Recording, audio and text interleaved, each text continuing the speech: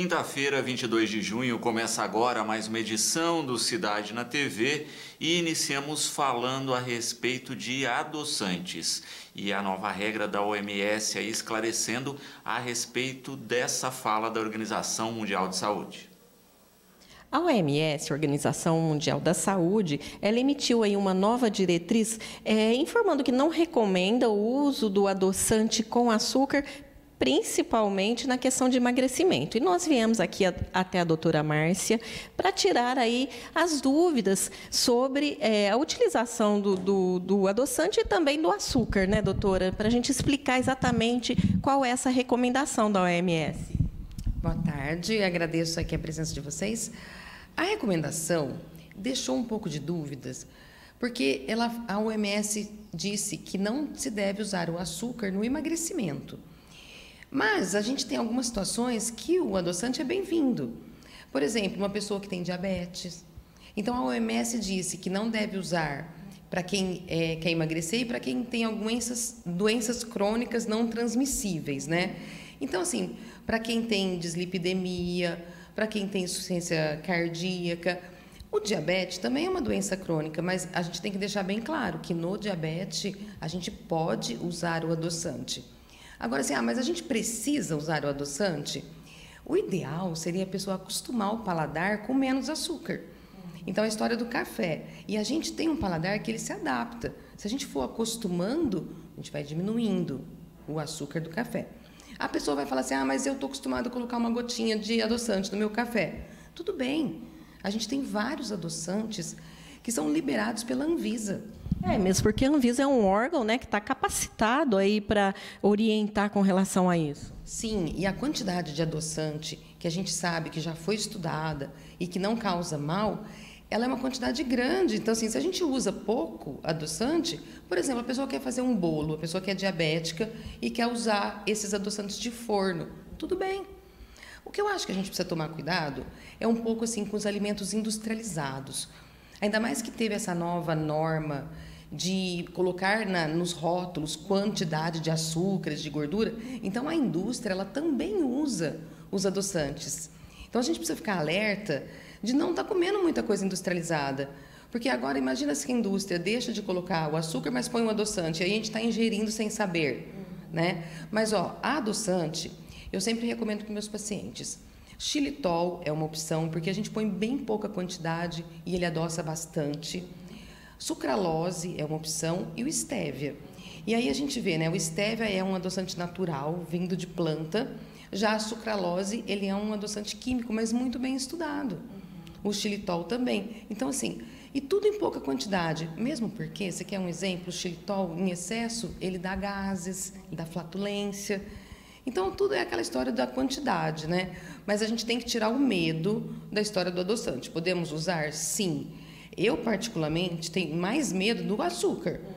Porque, por exemplo, um copo de refrigerante, uma lata que tem 330 ml, vai ter 25 gramas de açúcar.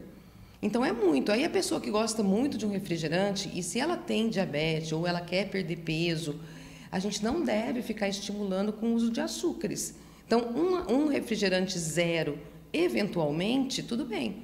Também é que tem pessoas que têm aquele vício do refrigerante e tomam muito. Sim.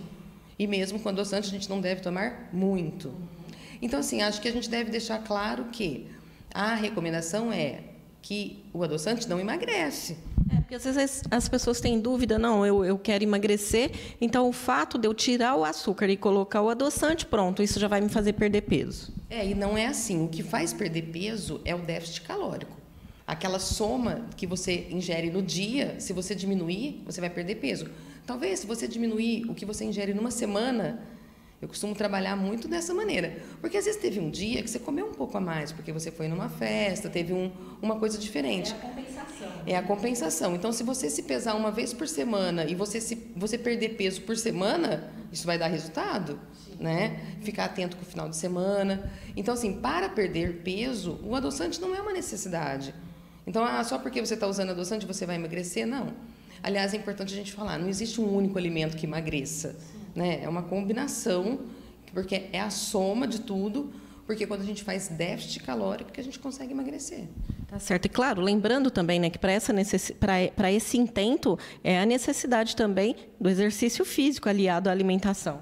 É o equilíbrio, né? Agora, eu acho que, assim, exercício vai ser fundamental.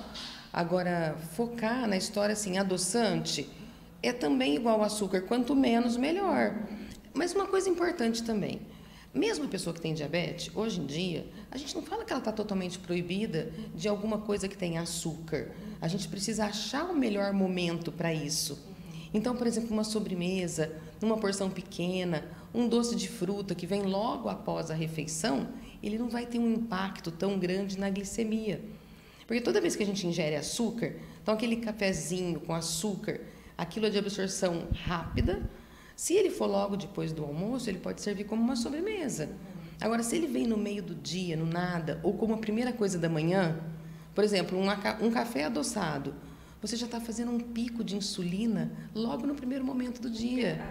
A digestão, vamos dizer, é muito mais rápida. Quando a gente coloca o açúcar na boca, o nosso pâncreas já reconhece e já libera insulina.